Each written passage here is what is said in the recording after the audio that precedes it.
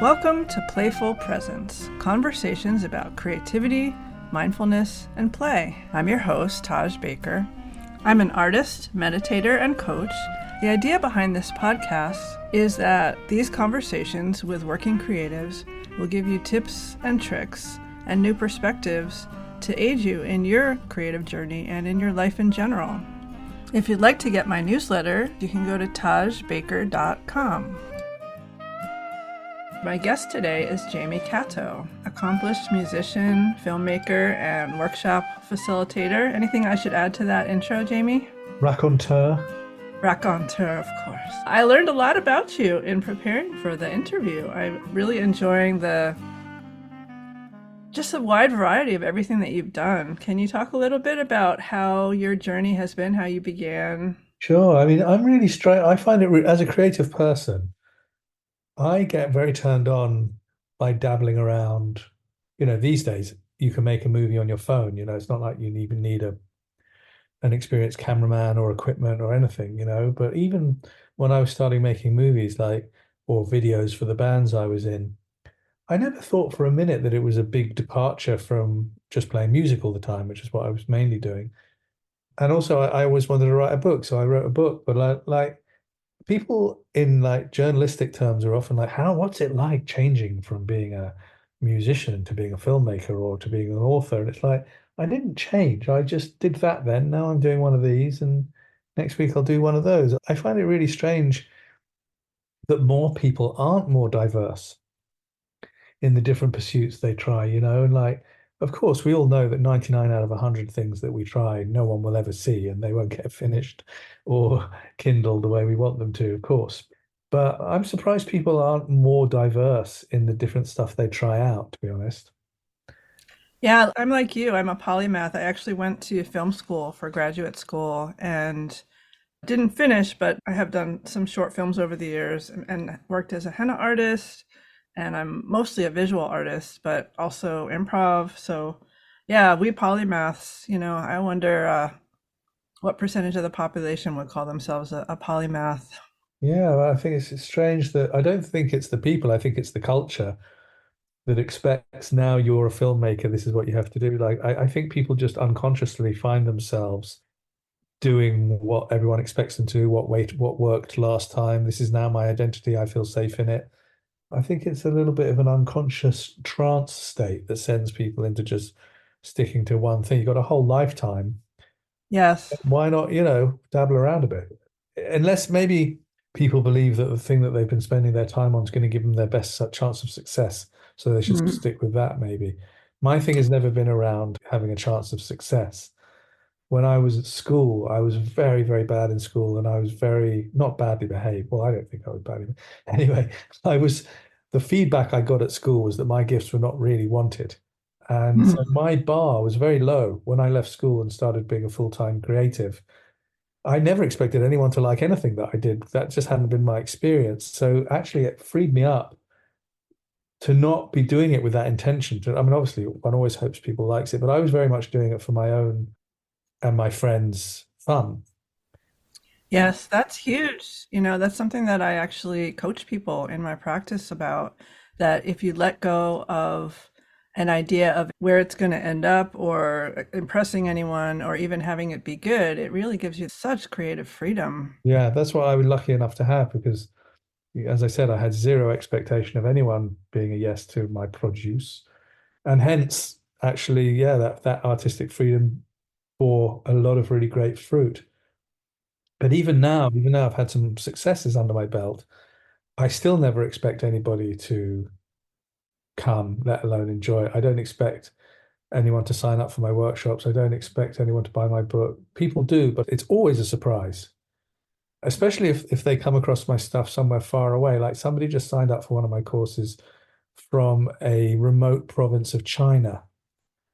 And I just wonder, I must ask them actually, well, how did they hear about it? It's always a really fun surprise when someone far away who doesn't seem to have any contact with you that you know of, that your stuff has found your way to them. I get lots of letters after the One Giant Leap films and the One Giant Leap albums of people saying, I traveled around Southeast Asia for 3 months. Your album was the soundtrack to that trip for me, or I was working in Australia. And you just imagine all these people that are kind of staring out the window of a train, looking at a cliff or a beach or whatever go by, someone you'll never meet, a train you'll never be on, and yet your music is a fundamental part of that person's experience. That really, really turns me on. I think that it's a real skill to cultivate. It's one thing to have no expectation when you haven't had success, but when you have had some, it becomes a mindfulness practice to hold on to that beginner's mind and really still be able to play and have the freedom Yeah, creatively when you might never have met the person, but there is the potential for your work getting out there in the world because you've had some success. yeah. But it's still like, I've worked with enough huge artists to know that even when you have the biggest budget in the universe, that doesn't mean for one moment that it'll do well. Like one artist I was working with who was a backing vocalist in our band and then became huge in her own right was Dido. And she was for a few years the biggest thing ever. She was outselling Madonna 10 albums to one. When her third album came out, and the marketing budget on this third album was insane. The first two albums had both sold over 15 million copies each. So the third album, they were spending 1 million for each video and easily.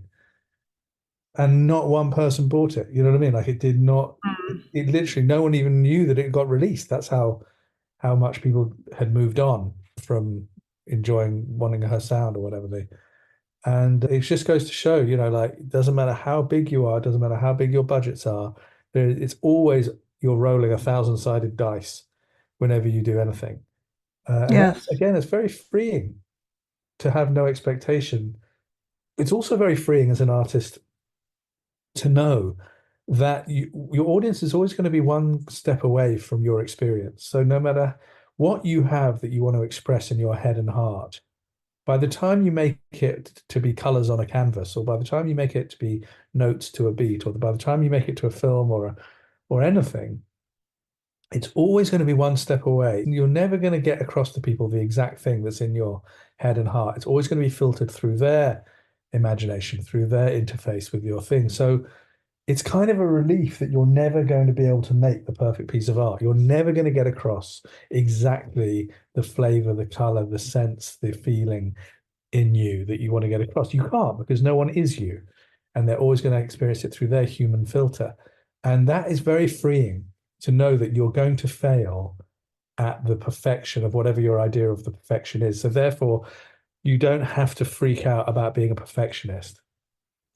That's also a really important spiritual lesson that you really need to let go over and over and over. Let go of the idea of getting across exactly what it meant to you and let Yeah, people have their experience. yeah, absolutely.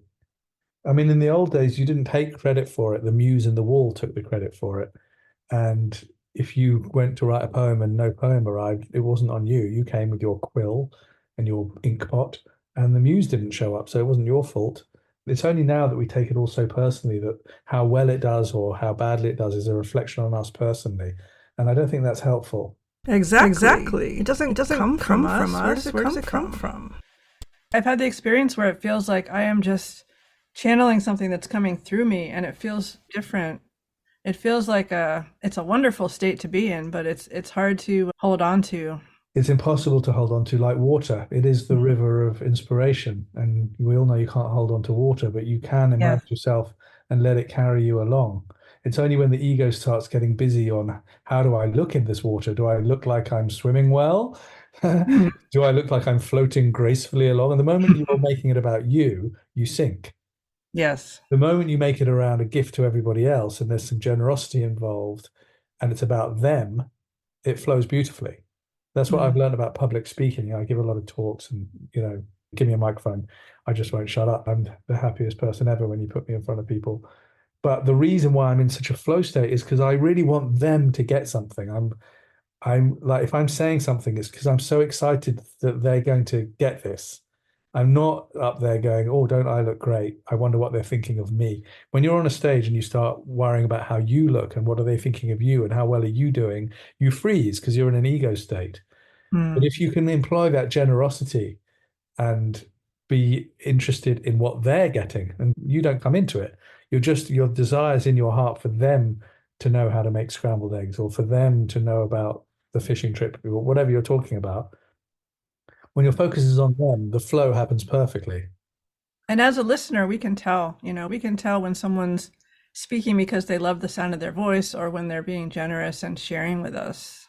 Yeah. I have expressed, especially in my workshops, I have expressed many of the same concepts about the shadows, about how edited we are, how addicted to approval we are, the way to access creativity, whatever I'm lecturing or talking about. I've given those talks in workshops and in keynote speeches and everything thousands of times, literally in the last 10 or 20 years. And it feels just as fresh to me now because I'm still just as excited for everybody to get this in their life. That's what's exciting me. It's like, wow, this person is going to learn how to trust their mouth. Let's say I'm talking about trusting your mouth, and I have a whole talk about why you should trust your mouth and how amazing it feels to allow your mouth to speak and be a passenger and ways to do that.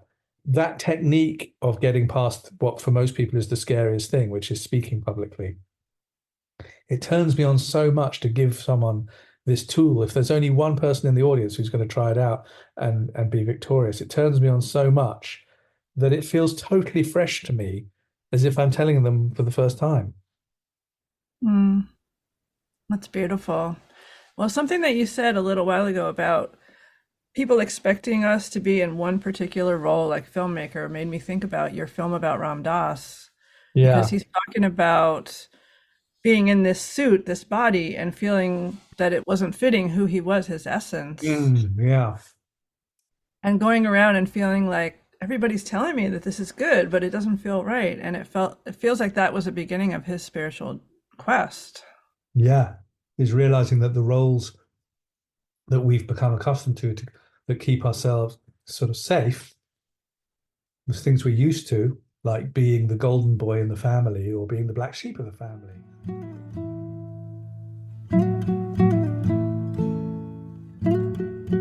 Now we're going to take a very short break from the conversation for me to tell you a little bit about coaching. People often want some kind of a change in their lives. It might be in their work life, in their creative life, in their personal life, and maybe they have a really crystal clear idea of what it is that they want, or it could be just a general sense of needing something to change, wanting more fulfillment. Imagine that there's all these different parts inside of you with different desires and wants. And some of these parts are completely on board with moving toward change, and maybe one or more of them isn't quite so sure. It's like when I used to be uncomfortable putting my face in the water when I would go swimming. I would just do the backstroke or the side stroke. I was finding workarounds so that I wouldn't have to face my discomfort. But avoiding that discomfort kept me limited in terms of what I was able to experience and do. And that's no way to live. I'll never forget the first time I went snorkeling. So not only was I able to put my face in the water and still breathe, but I suddenly saw all the beauty under the ocean surface, and it was such a revelation. I went from feeling tense when I would swim to feeling totally relaxed and supported by the water. It was like I was flying. A beautiful world opens up when you let go of a fear, and suddenly you have the tools you need to move forward with a goal. And that's how I see coaching. We address the part of you that has ambivalence or reluctance to move forward.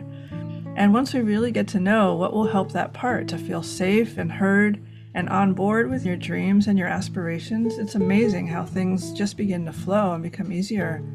You're no longer moving toward your goal as if you were driving with one foot on the gas and one on the brake. Instead, there's flow and ease around it.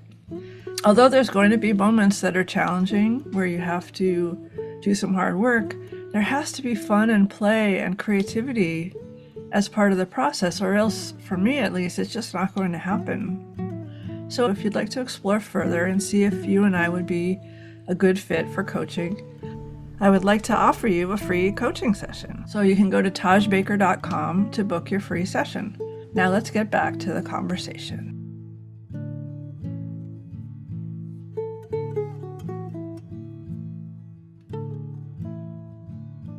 Our whole early life, we start editing away huge chunks of us ourselves that haven't gone down well. We didn't think we're going to get us the love and the approval we need, and especially things that got us told off. Edit those things away. So those all go into the shadow.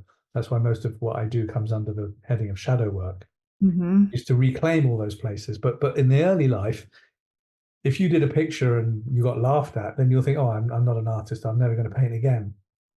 Or even if you did a picture and it got met with ambivalence, you might think, oh, this isn't for me. And all the things you did that seemed to go down well, like you told funny jokes and people laughed, okay, now I'm the joker. Or you did well in school, okay, I'm the studious academic. All the things that seem to get us love, we focus on those very, very quickly because it's a very insecure feeling not having that love. And huge parts of ourselves that could have really thrived and bloomed with very, very little invitation get edited away, put in the shadow, and may never be seen again for decades, for the rest of your life, even. Huge decisions we make about what we are and what we're not. I'm not creative. I'm not musical. I'm not this. I'm not that. And always from very little moments. So I feel really passionately about unediting all of that and giving things a second chance, and removing the terror as if it's so important what people think or how well it was or how brilliant I'm doing at this. Art and creativity and music aren't only there for everybody else and for it to feel good or for it to be judged as good. They're a very, very important process for us. Like you're saying, you feel like you're in a flow state. It's very important for the human being to have certain times in your life when you're in a flow state. It might be reading. Reading is a form of flow state. You totally surrender to the story. You open a book, you look at these strange shapes and hieroglyphics printed on a page, and you hallucinate vividly for hours. It's such a mad thing, reading. But it is part of the way of accessing a flow state, to be taken along by the flow. And I think it's really important for all humans to find a place where you're in your flow state. It might be your cooking, it might be your dancing, it might be your walk that you do with the dog where you're really breathing the air and immersing yourself in nature. But I think everyone needs something where you're in that flow state. Yes, it makes me think about when we see children playing. Play isn't just a frivolous thing, it's a way that they explore and understand their world. And because we have separated play from adulthood in a large part, creativity is the main way that we get to continue that process of understanding our world and knowing ourselves. Yeah. And experimenting with power. Who's the leader today? Who's being banished today? Who's making you laugh today? Who's in charge? All the different power structures, all the different having to work out conflict structures. They all happen when we're existing together in community, in groups, in the playground or wherever.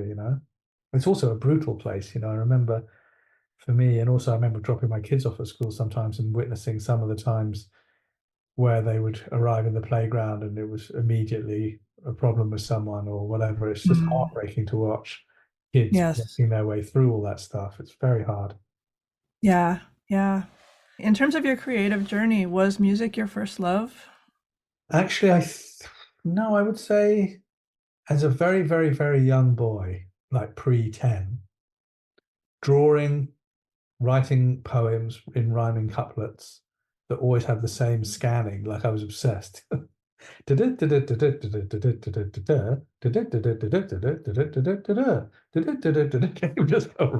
on and on and on. It wouldn't even matter what the content was. I'd tell the story of the hare and the tortoise, or it didn't matter the story. I just had to put it in rhythmic rhyming couplets. It's just Maybe you were starting to do songwriting in a yeah. way.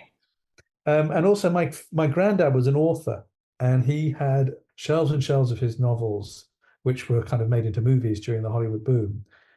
Shelves and shelves of his novels were like in lovely first edition form on these low shelves.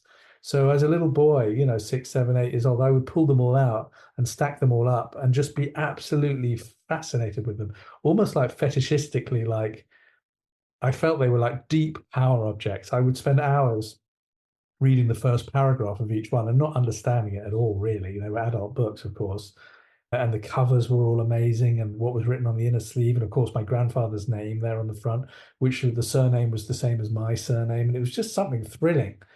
about being with his books. And I've had a deep, deep love of books. Anyone that knows me will tell, what's the one thing that you know about Jamie? He loves his books. I have a library at home. I sit inside it. I boss everyone around what they should be reading next. If Mm. you leave me alone, you'll find me scrolling, looking at old books or the covers of books that I love, but how they printed it in Czechoslovakia. I'm just a total nerd for the actual books themselves, as well as reading. I wonder if for you as a child, seeing what your grandfather had done gave you a certain amount of permission to Yeah, be although creative. ironically, my grandfather, who grew up in the slums of Manchester, his one rule for everybody, adamantly and almost violently expressed, was no one in his family is going to go into any creative pursuits. That is off Ah, the table wow. because it is not safe. You don't make money. It's a terrible business. One in a million people succeed. Get a steady craft like being an accountant or a doctor or a something. Do not be an author or an actor or a musician. Whatever you do, that is banned. That's so interesting considering that he had done all that creative work. Yeah, but he through doing it had learned how lucky he had been, Hmm. and he saw how many people weren't. He was like, "This is not a recommended. The odds are not good." And also, he came from such extreme poverty that he really, really, the number one thing on his list was me and my family must not be poor like that again. Yes. So I want to talk about the film about Ram Dass. It's called Becoming Nobody. Mhm. One of the lines that stuck with me was when he says, "The game wasn't to get high, the game is to be free." Yeah, and that meant you couldn't push anything away. And in terms of creativity, in terms of what we're talking about, it's not to just to have appreciation, to have acknowledgement, but to actually be free of the rules. It's like what you were talking about with the non-expectation. Yeah, I'm incredibly privileged that I was lucky that I made money in my 20s from music and it was successful enough for people to let me make a film or, like it kind of got some momentum that I was allowed to carry on making things.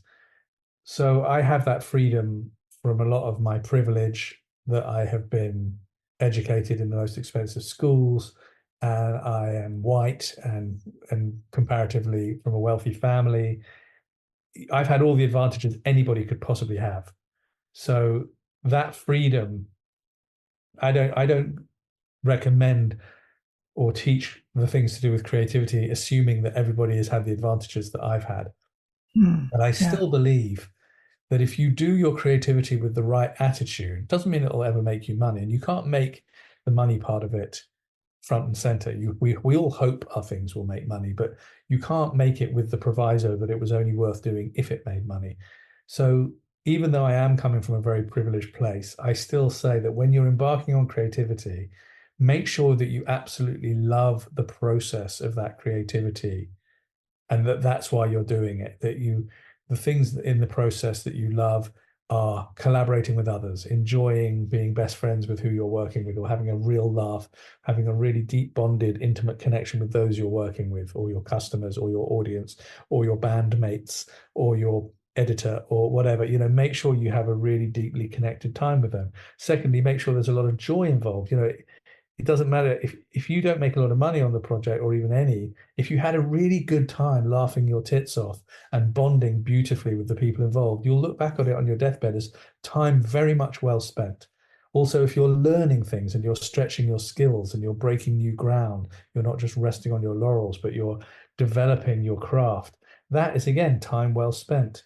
If it's of service to people, if it helped people in some way, if it was good for the community, if it measurably made someone's life or someone's day better, again, it was worth doing. If it scores on all those levels, then you won't mind so much whether the money got. You can still really hope it makes money, work hard on the marketing, still really try and make it make money, but you don't collapse and think it wasn't worth doing if it didn't make money because the other things scored so highly that they've totally fulfilled you. And I would add to that that if it's a solo pursuit, to discover what it is that makes the person laugh or happy or actually just joyful. Yeah.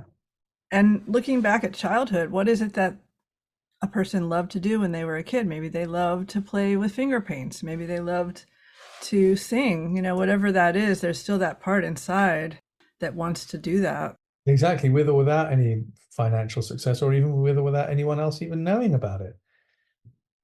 It's a lovely line from the book Autobiography of a Yogi, which is written by this guy Paramasanda Yogananda, who's started the Self-Realization Fellowship in America. It's a classic of spiritual literature called The Autobiography of a Yogi. And the first half particularly is fantastic. And one of the things he says is, if you're wondering what to do with your life or what you would really enjoy, ask yourself, what did you do when you were left alone as a child? Mm. Great question. Yeah, I was like you. I was a reader. You know, that world of imagination. Hey, I was playing with the books, but I wasn't really reading them. Hmm. I was just loving them as books. Then it was music, and I started drumming when I was 11 or 12. My parents were getting divorced, and it was very, very early on in the divorce. It was the same year Kramer versus Kramer came out, so it was in the 70s, late 70s, when suddenly divorce went from being a total taboo to being quite common. It was an unbelievable change in our culture in about 1978, in 79. And I was the first person in my school to have parents that were getting divorced. And it was like people couldn't believe it, and they hadn't worked out ways to protect the children yet. Everyone just went fucking crazy Hmm. when anybody got divorced in those days. So the final kind of family holiday, they took us to this place, which was like an all-inclusive kind of holiday resort where there was activities for the kids on the beach and kayaking, and there was a cabaret in the evening and a big buffet lunch. It was like this kind of self-contained thing. And I was just left to roam around as usual. When we were kids, you were left to roam. You didn't have your day all kind of planned out. And I heard the house band practicing, and I used to spy on them in the cabaret tent, which during the day was deserted apart from the band rehearsing. And I used to watch them, and I just got totally obsessed with the drummer and the drum set he was playing, this big gleaming blue and chrome drum kit with pedals and cymbals, and I just, the way he played it, the way it echoed around, I was just like totally hooked. And I used to just spy on him every day. And one day he saw me and he beckoned me to come over. I was about 11, and he sat me down on the drum stool. And every time they did a little break, he would give me like a little 10-minute drum lesson. And suddenly I was like his little mascot for that 2 weeks while I was in Greece. And from then on, for the next 4 years, I was just 100% fully obsessed with the drums and playing in the school band, in the brass band, in the whatever band, in everything I could possibly. I wish I could find this guy. He was called Xavier. But yeah, it totally, totally made my life from that moment for the next 20 years all about music. And you were following your impulses. You were drawn to something and it's like irresistible to follow that urge. We need to learn more of that as adults. The aesthetic of the drum kit to this day turns me on so much. I used to dream about them. A gleaming, polished chrome, and the thump the of the tom drums, and like, I can watch a great drummer forever. On Instagram, there are many, many incredible drummers that just post little 1-minute clips of them drumming incredibly. A lot of incredible women drummers have Instagram accounts, and kid drummers, and you can just watch them all day. Some of these drummers on Instagram are I just watch them for hours. Have you ever heard of a guy named Dan Glass? Mm. I like to say that rings a bell, but then everybody says to me, yeah, the bell of you not knowing. Dan Glass, I went to college with him. We were both in the Brandeis Monty Python troupe. He has become very successful as a drumming teacher and performer, and he teaches these master classes on the drums and history of drumming in different eras, musical eras. He's just amazing what he does. One of the groups he was with was called Royal Crown Review. Just wonderful kind of retro sound. Cool. Yeah, I can watch these guys all day.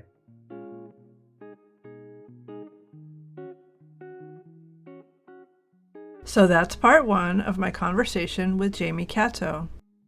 So next time you notice yourself being annoyed by somebody who rubs you the wrong way, think about what in particular it is about them that bothers you. This is a clue to what you reject in yourself, in your shadow self. For me, I think of somebody who I used to see often at different social events, and she seemed to get all the attention in the room just by walking in the room. And I was, at that time in my life, somebody who hid out a lot, didn't really want the spotlight, but secretly desired it. So that really gave me a clue about something to work on in me. Also, people you admire. I used to see people who were able to get up on stage and perform, act, or sing, and I would say to myself, I could never do that. They're amazing. I wish I could do that. Well, in the last 12 years, I've been improvising, and more recently doing this podcast, and it's something that took me a long time to get comfortable with, but that admiration gave me a clue about what my deeper desire was. Jamie also talked about getting comfortable letting your mouth move and letting the words flow and trusting your own mouth. So here's an exercise you could try. You could do this alone in front of the mirror or just when you're driving or whatever. Just start making sounds with your mouth and letting words flow out, and it's okay because nobody else is going to hear it. Just practicing allowing your mouth to move and trusting that something's going to come out that's worthwhile is a really great practice. If you like the podcast, please like and share it because it really does help. And again, please go to my website, tajbaker.com, to sign up for a free coaching session or to sign up for my newsletter. Thank you to Robin Jackson for writing and performing the music you hear at the top of the show. And thanks again for listening to Playful Presence.